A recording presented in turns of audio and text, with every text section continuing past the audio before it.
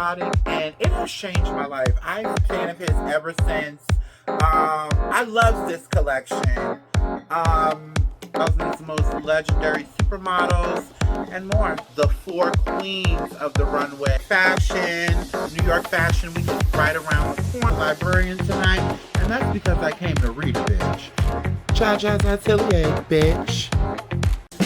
Loudly, languishing ladies sing loudly. Church bells ring loudly. Bullets blurring loudly. Deferring dreams like your homie, it ain't no thing. Proudly. Another brother slain in vain in the name of justice. When you got that melanin, doesn't justice always feel like just them? Welcome back to a brand new episode of Jaja's Atelier.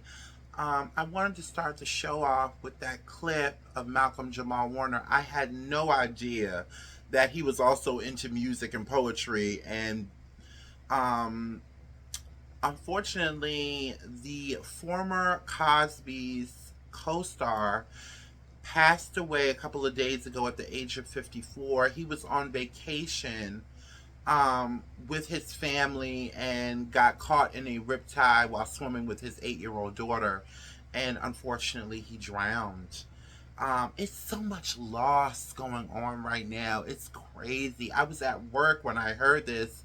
Of course, you know, if you're not familiar with Malcolm Jamal Warner, again, Malcolm Jamal Warner played the only son on the iconic Cosby Show.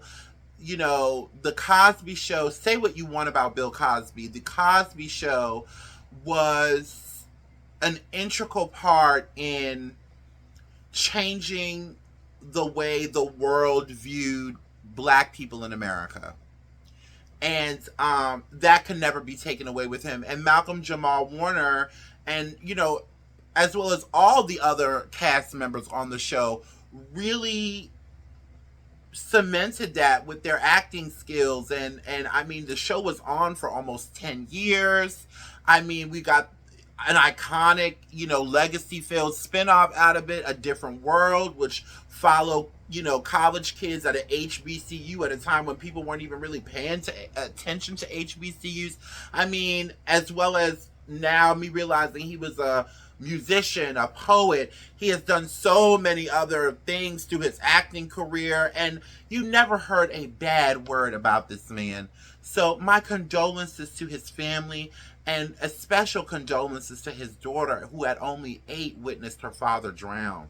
That's what the reports are saying today. So I'm just send prayers to their family, and tomorrow is not promised, guys. Speaking of condolences, we also lost Ozzy Osbourne today. Rock legend Ozzy Osbourne passed away at the age of 70, I believe 76. Now, let me light my cigarette before I say this, okay? Because I like Ozzy Osbourne, okay? I'm not too much a fan of his wife, but I actually kind of like Ozzy Osbourne. I always have, ever since they had that ridiculous show, which that show really ushered in. If it wasn't for, you know, the Osbournes, there would be no Kardashians. There would be no Hogan Knows Best. There would be no, you know, there would be no Run's House. You know, they were the very first. But you know what? Ozzy didn't owe anybody anything. God bless him for making it to 76, because, honey, Ozzy done been through some things. And I don't mean to say it ugly. I promise you I'm not being ugly. But, honey, you want to talk about a geek monster, a stone cold drug user, party animal. That was Ozzy Osbourne, honey. God bless his soul. Jesus. I'm sorry. That wasn't very tactful, but honest. So listen, I know I told y'all I was going to tell y'all when I was coming back. Now, did I? I think I like it better this way. Instead of telling y'all, I'll be back in a few days. And here I come 9 days later. Y'all still there? You know, so I'm trying to get better with that. I'm trying to be a little bit more professional.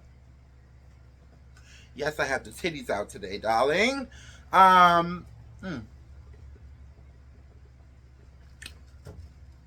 So, let's get into our first story. So the New York Fashion Week schedule has been released.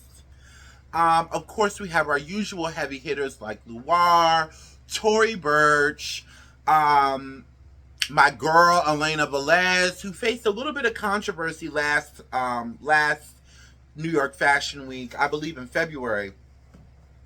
We also have Alexander Wang, debuting a collection. There was a whole lot of, scandal around Alexander Wang being accused of sexual assault, allegedly, and things like that. But, he's been making a slow crawl back to the spotlight because all of that stuff happened at the peak of his career. I mean, everybody was talking about Alexander Wang, and then the allegations hit, of course. He hasn't been convicted of anything as far as I know. So, I tend not to talk about him as much as I used to, even though I'm a huge fan of his work. But I'm not going to lie, I am excited to see his latest collection. Innocent until proven guilty. I'm not saying I don't believe the accusers / victims. But everybody, he hasn't been convicted of anything yet. We'll have to wait and see. But in the meantime, I am excited to see what he's going to bring. Most notably absent, though, I got a little bit of spit on my lip. Most notably absent, though, for the second time in a row, I believe, is Laquan Smith. Laquan! We need that black magic for New York Fashion Week, honey. Where you at, boo? Maybe he's just taking a break, but I really do miss his presence at New York Fashion Week. I didn't see or hear about a show last season.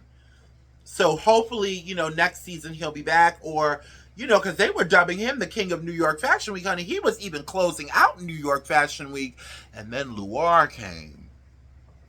Does that have something to do with it? I don't know, because everybody wears Laquan Smith. Everybody, white, black, Puerto Rican, Asian, everybody wears Laquan Smith. So hopefully in February we'll get another look of another marvelous Laquan Smith fashion show. But I will have to say, I have two brands that I'm really, really excited to see. And the first one is Who Decides War. Now, this one is for my fellas.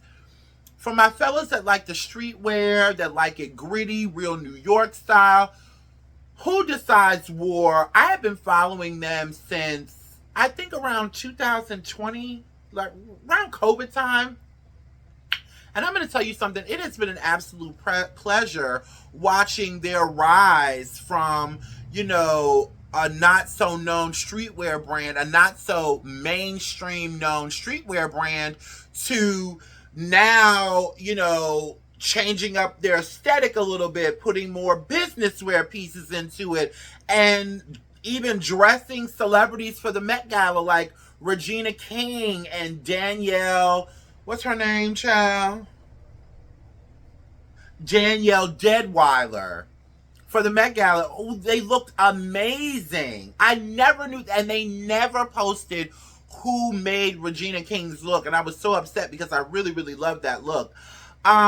So huge congratulations and good luck to them. I can't wait to see what y'all are gonna bring. I mean, just look, this is what they're known for, like these hoodies like this with these what do you call these cathedral church window appliques, and then now to this, like these business casual suits with the same kind of logo imprinted inside the suit. I mean, come on. I'm really excited to see them. But who I'm most excited to see is Edwin Thomas with his brand, the Ophelio. Let me read my notes. Ophelio's clothes take me to a far away, happy place. There's just so much soul and blood clot flavor upon the clothes they make. And he's also of Jamaican descent, just like me. Hence the accent. I mean, even look at him at the Met Gala. Come on, look at this look he made for Jasmine Sullivan. I mean, come on. And then there's this look by Anuk on Anuk Ye that was featured in Vogue's Met Gala issue this past May. I mean, he does animal print. I mean, again, there is so much soul and flavor in his clothes. It's like a good pot of rice and gungu peas. You know what I'm saying? Anyway, so stay tuned. You know, I'm going to be covering New York Fashion Week. One of these years, I will be at New York Fashion Week. I will be. I am claiming it, honey. T.S. Madison says you have to tell yourself, I don't know when, I don't know how, I just know. Okay? So shout out to my mother, T.S. Madison. So listen. It has been almost 20 years since the blockbuster premiere of Devil Wears Prada. I was 16 when this movie came out.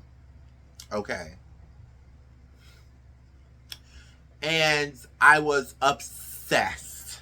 It was the first time in my memory that I had ever seen fashion on a major scale when we're talking about as it pertains to blockbuster films, you know, theater films. Like, we've had great documentaries and, you know, stuff like that, but not like a feature film.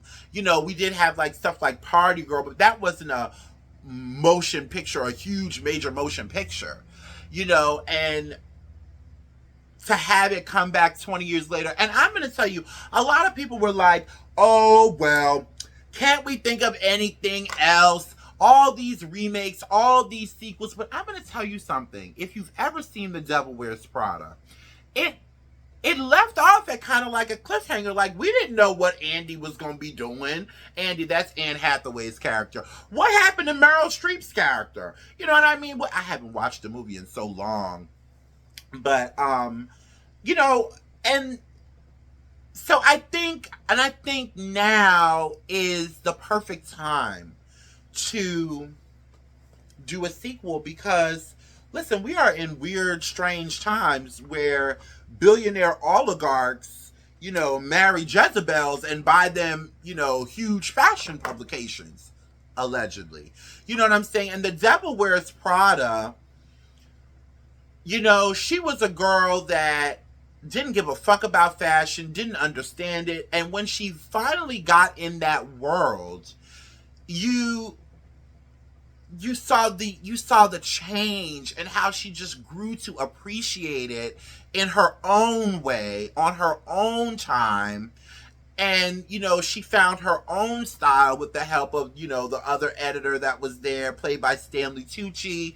You know, so I'm excited to see this. And again, when you have billionaire oligarchs, Jezebels, buying, you know, they're buying their new wives fashion publications, allegedly. You know, we need this right now, because it really shows what it takes to run a magazine like Vogue. And it's more than laying on your back for a billionaire.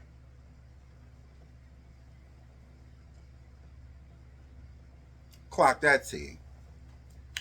So yeah, so I'm excited to see it. I'm definitely, now I don't go to the theater often. I'm not a movie theater type of person. I do not like going to the movie theater. Honey, after one of my friends dragged me to the movie theater to see Avatar, oh honey, I was done. I was done. I have not been to the movie theater since the first Avatar came out. But for this, oh honey, I gotta go to the movie theater. I gotta go to the movie theater. So, you know, we'll keep up. No idea as to when the movie is dropping. However, a lot of people, a lot of fans have noticed Anne Hathaway all over the streets of New York, like she's guest starring in Sex and the City, honey, shooting this movie. So shooting is already underway. And she looks fabulous. I remember there was a time when a lot of people were hating on Anne Hathaway. I don't know what that was all about, but I'm glad everybody forgot about that. And of course, she's on the latest cover of Vogue, which I have, but it's in my room because I'm not done reading it yet. So yeah, huge congratulations to the cast. I am really excited about this. I cannot wait to see this. So let's transition for a bit. Let's get into some mess. And we done talked about some fashion. We done talked about some fashion, honey, now. The internet is all of us.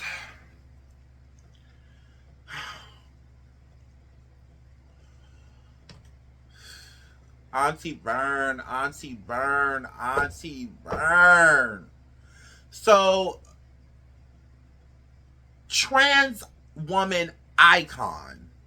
First trans black woman to be on the cover of Time magazine. First trans woman, period, to be on the cover of Time magazine.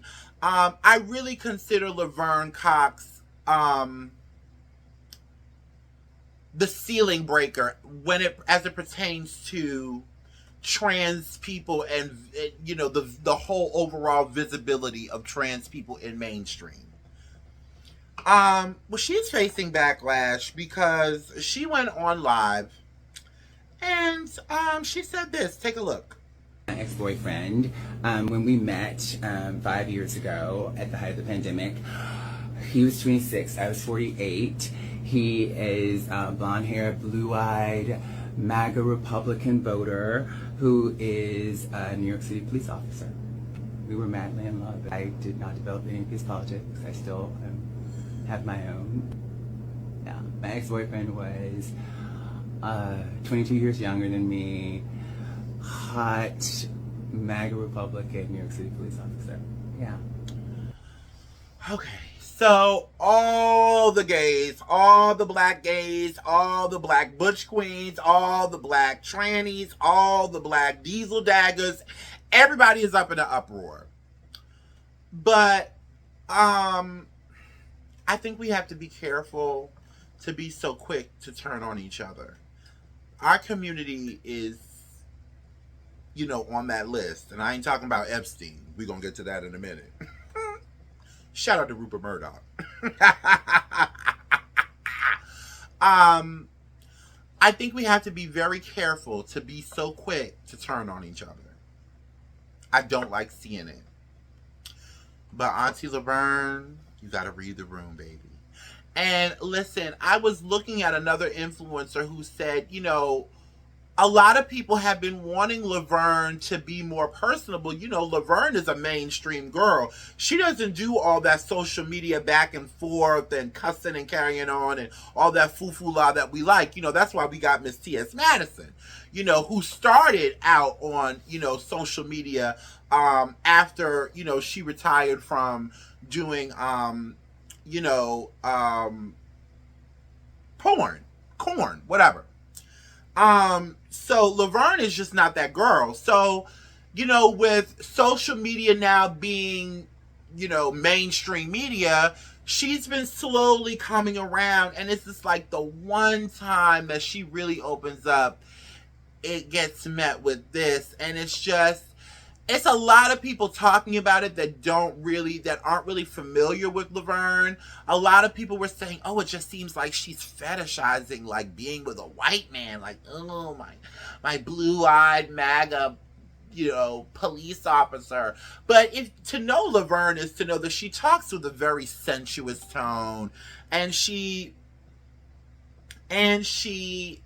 sorry, my dinger just went off. And she also, she's very, that's just the way she emotes when she talks anyway. She said that she was with the man for 3 years. Y'all heard the video. But, would it have been better if she was with a down low black man who, acted disgusted by her in public and loved her in the dark? Because,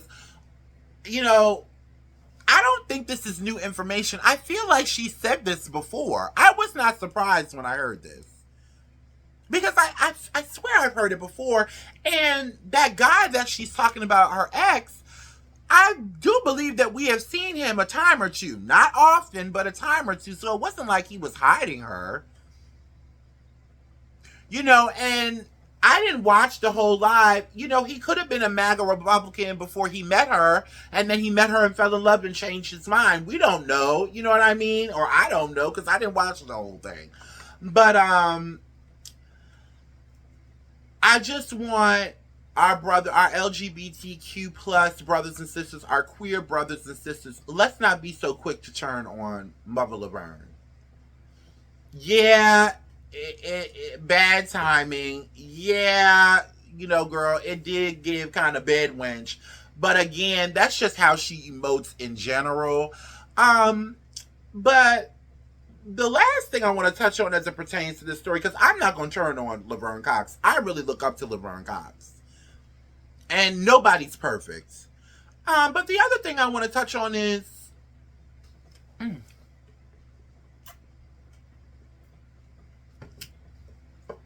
can't have a dry throat when you get ready to read. Let me hit this.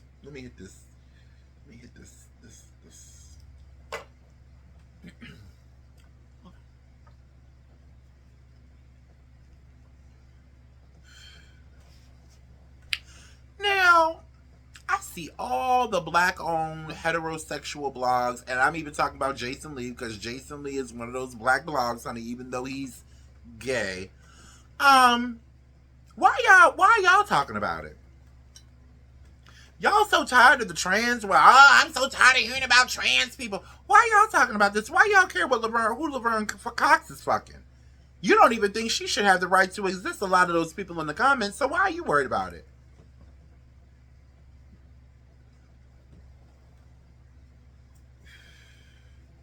And I'm not talking about all black people, because there's a lot of heterosexual people that are huge fans of Laverne Cox. But I'm talking about y'all homophobes. Especially the Shade Room. You don't even like the LGBTQ plus community. Let's keep it real.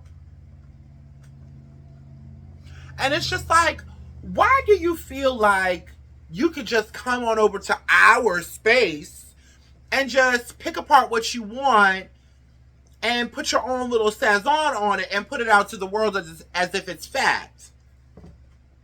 You don't understand anything. Some of y'all black-owned blogs that cater to the more homophobic, transphobic side, you have no idea what it's like to date as a black trans woman. A lot of you black-owned blogs who cater to the homophobic and transphobic side of things are part of the reason why a lot of us black trans women date white men. How come you didn't put that in your little captions? I mean, y'all do the same thing to Venus and Serena Williams. Oh, my titties is... Ooh. Venus and Serena Williams, they look like men. They look like a man. She look like a man. And now y'all mad that she with a white man. Well, none of the black guys, wanted to do right by either one of them. My mama always said, go where you're celebrated, not tolerated. I am so tired of, the most homophobic and transphobic of these blogs coming over into our space and taking what little icons we have and trashing them. Do you know how hard it is to be a Laverne Cox? And a lot of you are the reason why? Stay out of our business. Stay out of... Those of you who do not support black queer people, those of you black folks that do not respect or value the existence of black queer people, get out of our business. Get out of here. Don't worry about it. Anyway, I love you, Laverne. And, I'm not judging you because, listen, I've been with white men. It is something a little erotic about playing a little racial game or whatever, as long as you don't take it too far, whatever tickles your pickle, whatever floats your boat. You know what I mean? It's nobody's business. And y'all have been begging her in the LGBTQ plus community, in the black queer community. Oh, Laverne, she real uppity. She don't ever get online. She don't ever do. No, she finally do. Now you mad. Now you ready to throw it to the black transphobic blog wolves and let her get ate up in the comments. No, we got to protect our mother. Don't do that. Anyway. What I found more strange is that he was so much more younger than her. I didn't realize that Laverne, you look damn good for how old you are. Jesus. Laverne is damn near 60. Damn, Laverne look good. Body, face, everything. Now, I didn't like that little pixie cut now, but I'm going to tell you something. It was given Friday night, you almost went out to eat. It was. But I love you anyway. So, let's move on. So, I have one more story. Is it one more or two more? Now, this is what I wanted to get to, honey. We might be here for a little bit of a while, child. That's my country kicking in. So, you remember last episode we were talking about Donald Trump and the Epstein files and how there was a story about him, penning a letter to Jeffrey Epstein for his 50th birthday, basically saying, thanks for looking out, bruh. And, Rupert Murdoch, who owns the Wall Street Journal, the Wall Street Journal put out that story. Well, he went and sued Rupert Murdoch and the Wall Street Journal for some kind of crazy amount of billions of dollars. Well, honey, Rupert Murdoch unzipped his trousers and put that $1 billion dick on the table and said, bitch, not me. And released this story. Justice Department told Trump in May, that's almost 3 months ago, that his name is among many in the Epstein files. Now, I'm going to read the article to you now. Now, this is according to the Wall Street Journal, and this is alleged. When Justice Department officials reviewed what Attorney General Pam Bondi called a truckload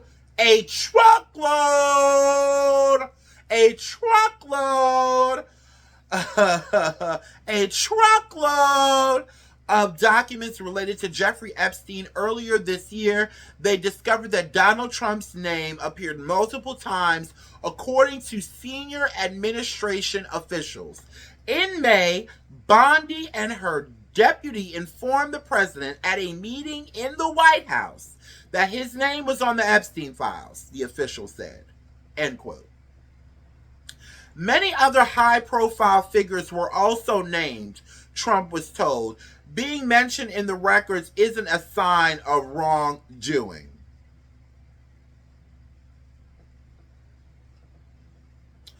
I'm going to stop right there. No, it's not. No, it's not, because I've seen pictures of Naomi Campbell with Jeffrey Epstein.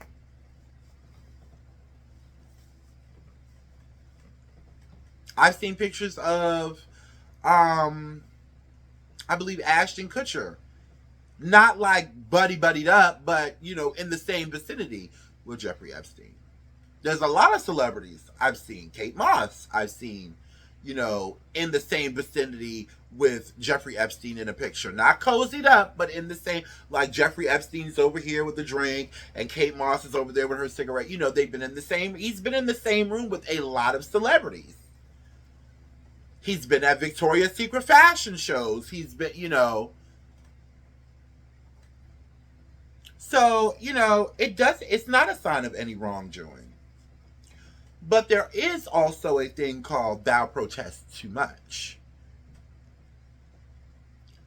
I mean, the stunts and shows that this pig in a blanket queen has put on to try to distract us from, the Epstein files, which he made a big deal, by the way. He's a fool. He's an absolute fool. And I said it the last episode, why, your name is in the Epstein files. Let me be frank with you again. We know this man is a nasty son of a bitch. I don't put nothing past him.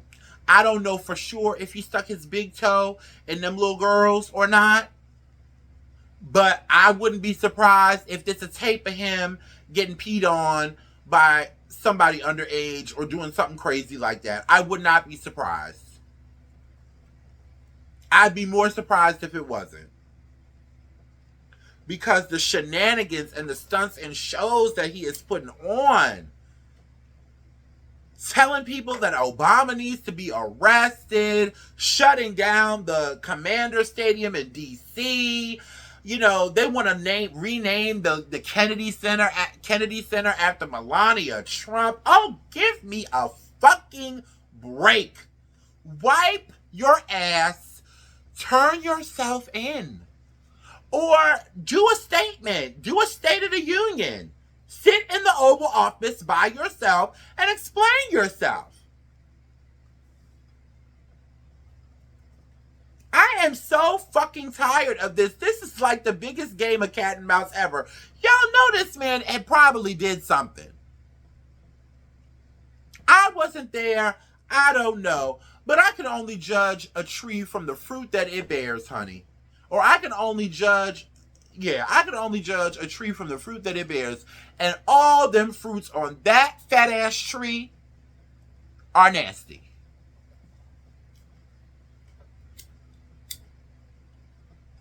I mean, the Republican Speaker of the House, Mike Johnson, I think his name is, he has even shut down the House for the rest of the summer till September because, oh, this is foolishness. We don't need to talk about this. They are trying to, Doge is setting up a meeting with Ghislaine Maxwell. I pronounced her name wrong last time. It's not Elaine, it's Ghislaine Maxwell, who was Jeffrey Epstein's side piece. Not side piece, but sidekick. You know, she would round up the girls and bring them to him, allegedly. Because, you know, according to, you know, Pussy Poppin' Bondi, Pussy Poppin' Pam Bondi, ain't no Epstein files all of a sudden. And I don't give a damn who else is in the files. If you was messing with little girls, you need to be exposed. Because I'm going to tell you something. Where are the drag queens? Where are the gays and the trans people that you convinced your base were after their children? Where are they? Every time I hear something about a child being, you know, ested or, you know, assaulted, it's never who y'all claim it is. Never. Never. Never. It's always a clammy-ass white dude, a middle America white cunt who can't control her jungle fever for the varsity, junior varsity, you know, black boy football players. You know, it's always one of them. It's always one of them. Or some weird-ass black dude who got a wife and 2 kids at home. It is never, hardly ever, a trans person, a drag queen, or anybody queer. We don't even like fucking kids. It's only about 6 kids that I really like. Okay? Shout out to my sister and my nieces, Elena, Zanaya, my other homegirl, Alicia. I love her kids. My friend Kansas, she has very small children, but they're very well behaved. Love those kids. So sweet. The rest of y'all's kids, I don't want nothing to do with. They dirty, they digging their nose, they pick their ass, they don't want to wash, they talk back, they throw stuff. Y'all, we don't even like kids. Y'all were hell-bent on putting up that smoke and mirrors bullshit and pointing the finger at somebody else, and the whole time you voted for a pedophile. Alleged pedophile.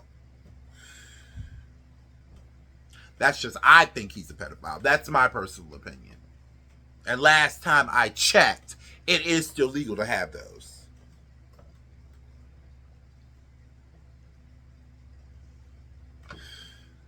I even saw another stunt that he pulled today where he was, he's finally convinced the Olympics to ban, you know, trans women from playing in, you know, women's sports.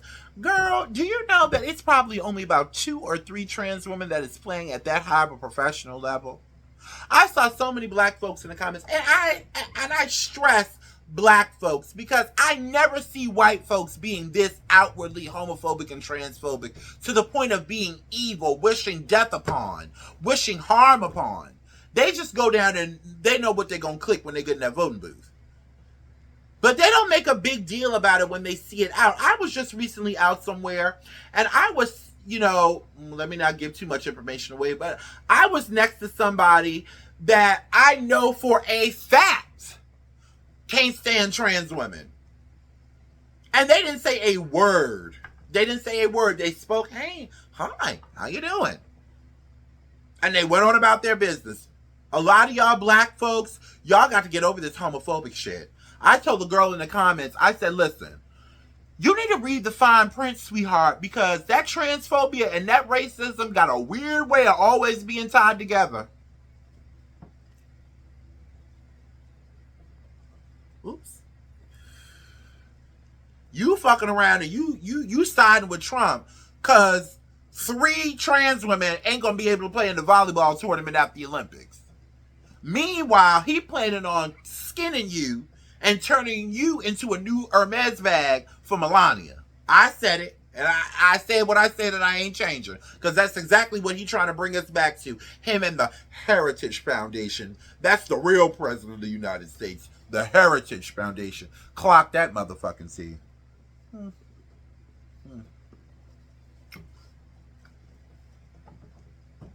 If you are a black person in this country, you don't need to be siding with that motherfucking pruned motherfucking Cheeto about a goddamn thing. Because it's going to, what did I say on the last episode? Everything in life is like a boomerang. Everything you throw out, it's going to come right back. Don't fuck with it.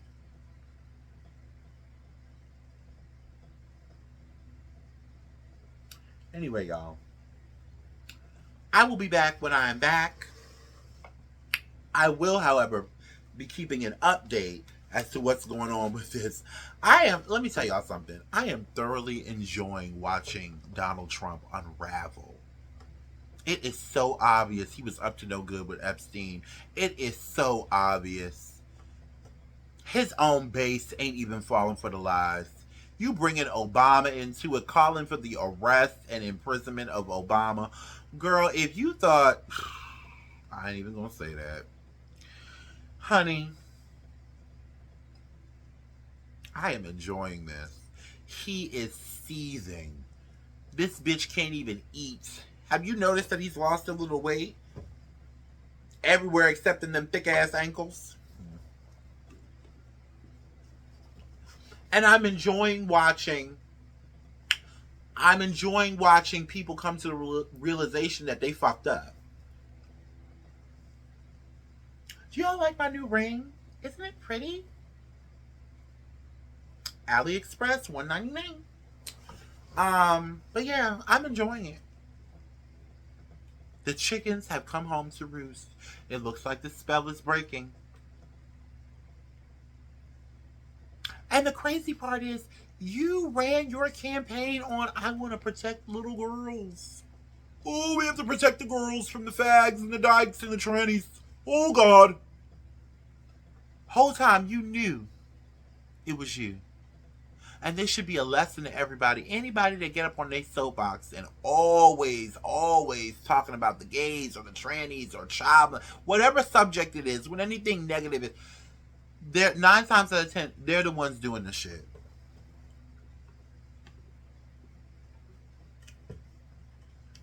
Anyway, I love y'all. I'll be back when I'm back. Enjoy the unraveling. Until next time. Ciao.